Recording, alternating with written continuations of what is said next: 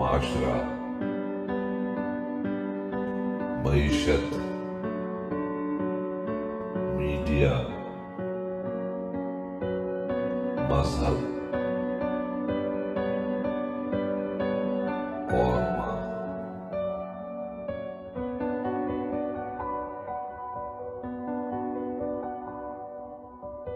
अस्सलाम वालेकुम। Channel M5 से नसरीन हुसैन परवेज़ आपसे मुखातिब है।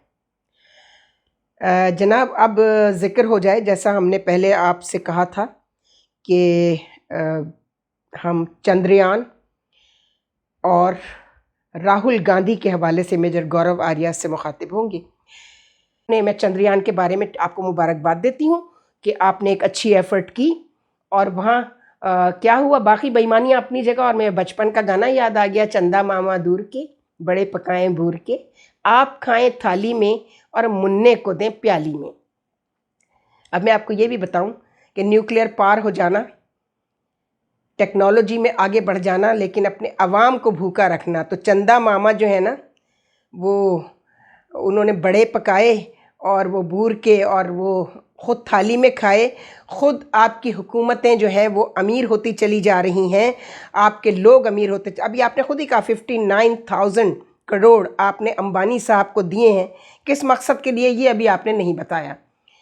और उस पर भी बात करेंगे कि आपने राहुल गांधी ने जो एक हकीकत बताई लद्दाख के हवाले से, चाइना के हवाले से, कि चाइना के पास जो आपकी ज़मीन इंडिया की जो चाइना के पास थी, अब वो उसको किस तरह ले रहे हैं आपसे। तो आपको ये बात बहुत बुरी लग रही है। अगर उस बच्चे ने राहुल गांधी ने अपने नाना यानी अपनी वालिद के नाना जो हैं, वो उसके परदादा हुए यकीनन, उनके साथ उसने एक जेस्चर ऑफ लव दिया है कि वो उनकी वजह से हिंदुस्तान ने बहुत तरक्की की। और आप हैं कि वो उस बच्चे को जो है वो, हाय लद्दाख जो है उसको कब तक रोते रहेंगे। मानते हैं नेहरू साहब ने लद्दाख दे दिया था, तो आप ये क्या कर रहे हैं फिर? आप किस तरह फ़ौज आपकी कैसे पॉलिटिक्स में इन्वॉल्व होती है और कैसे आपके पॉलिटिशियन फ़ौज को गालियां देते हैं। अब आना शुरू हो गया है ना आप ही के मुंह से। अल्लाह ताला ने सच आप ही के मुंह से निकलवा दिया है। आप सिर्फ सच आपके मुंह से नहीं निकला, आपने जनरल बख्शी के बारे में जो बात की, मैंने जनरल बख्शी को कई मर्तबा सुना है। जनाब, वो भी पॉलिटिशियंस को बुरा भला कहते हैं, और फिर आप एक तरफ कह रहे हैं कि हमें मना है कि हम पाकिस्तान की तरह बात नहीं करते, कि हम हर वक्त जो है ना पॉलिटिक्स में घुस जाएं। ये पॉलिटिक्स में घुसना नहीं है तो और क्या है ये जो आप कर रहे हैं। और साथ में आप ये भी कह रहे हैं कि जब फ़ौज पॉलिटिक्स में नहीं घुसती तो फिर पॉलिटिक्स जो है, पॉलिटिशियंस जो हैं वो कैसे फ़ौज में घुसते हैं। आप राहुल गांधी जो हैं उन पर आपने इतनी तनकीद की है, आप उसके जेस्चर ऑफ लव को भी, जैसा मैंने कहा कि अगर वो नेहरू साहब की या अपनी दादी मिसेस इंदिरा गांधी के दिनों की कुछ जो है सक्सेस बता रहा है, तो आपको वो भी गवारा नहीं है। आपको सिर्फ वो चीज़ें गवारा हैं जो एंटी पाकिस्तान आप कर रहे हैं।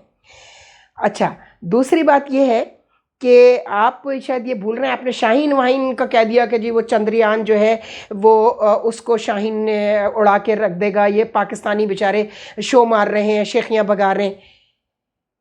आपने अभी शाहीन की कारकर्दगी पहले बता चुकी हूँ मैं आपको कि शाहीन क्या करता है, क्या कर सकता है। आप कह रहे हैं ये पाकिस्तानियों को पता नहीं किसने उनके दिमाग में डाल दिया है कि उनका जो मिसाइल है शाहीन वो हमारे लोगों को उड़ा कर रख देगा। चंद्रयान पे जो हुआ है, गए हैं लोग वहाँ पर, रोवर के हवाले से आपने बात की कि उन्होंने वहाँ इन्फॉर्म किया, तो पाकिस्तानी कह रहे हैं कि जी हमारा शाहीन जो है वो रोवर्स को उड़ा के रख देगा। ये मोहब्बत है सिर्फ अपने मुल्क से। हम अपने मुल्क से जब मोहब्बत करते हैं या हमारे लोग कोई वीडियो वायरल करते हैं, उसकी आपको बहुत तकलीफ़ होती है और आप उसके व्यूज़ कम कर देते हैं। ये क्या ये अच्छी बात है? क्या ये अच्छी बात है?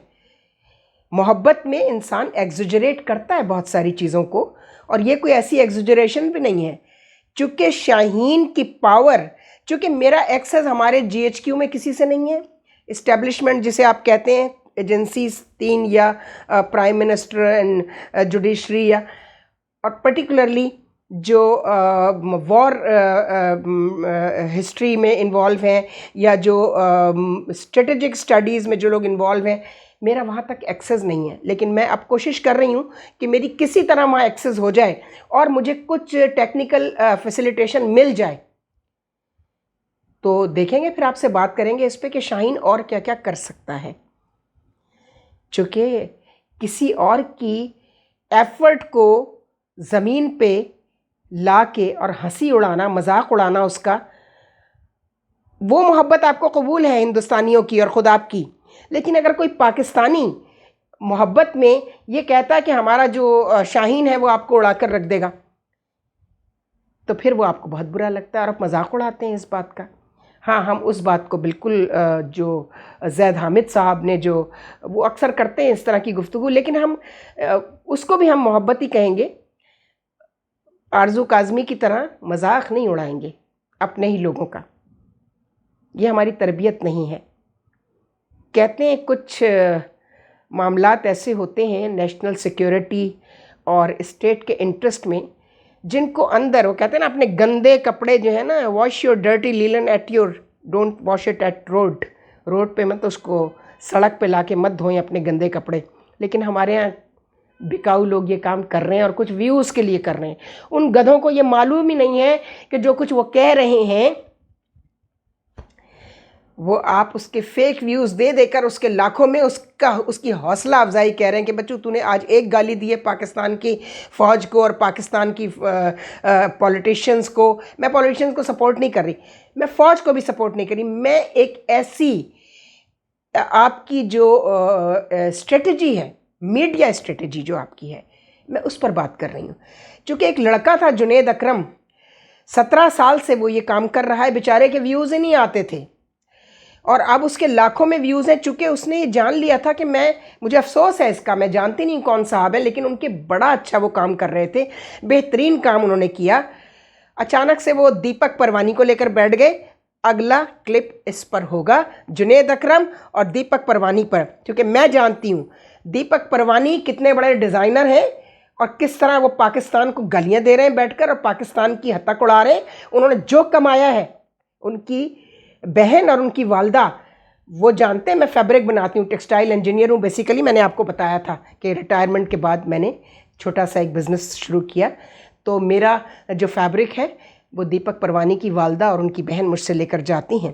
तो मैंने उनसे कहा कि ये दीपक अचानक ऐसे कितना, कहते हैं उन्होंने, बेचारी सादा औरत थी दीपक की वालदा, वो कहने लगी भाई हम तो इंडिया से ले आते हैं, सब लोग यही समझते हैं, 2-4 आप जैसे लोगों से ले लेते हैं और 2-4 हम यहाँ से ही उठा लेते हैं, ऐसे डिज़ाइनर जो बेचारे अपने आप को डिज़ाइनर भी नहीं कहते। और एक दर्जी मैंने फिर तलाश किया, छोटा सा उसकी शॉप है, आपकी जो जमजमा पर शॉप है ना उसके बैक पर आप आइए तो गिजरी में गौसिया मार्केट में एक टेलर है जो सिर्फ आपका काम करता है और डिज़ाइन सारे वो करता है बेचारा।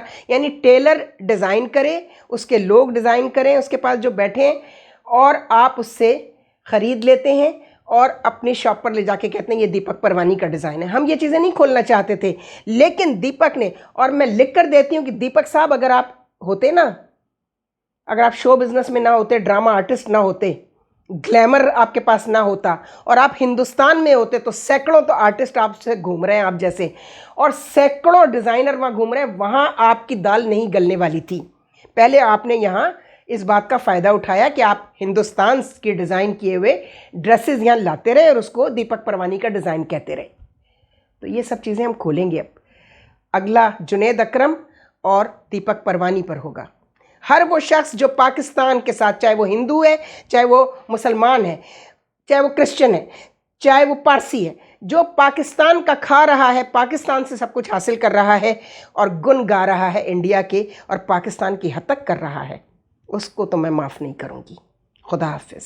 सानाए हस्ती हम अपने आका को सुनाए जाते हैं, अफसानाए हस्ती हम अपने आका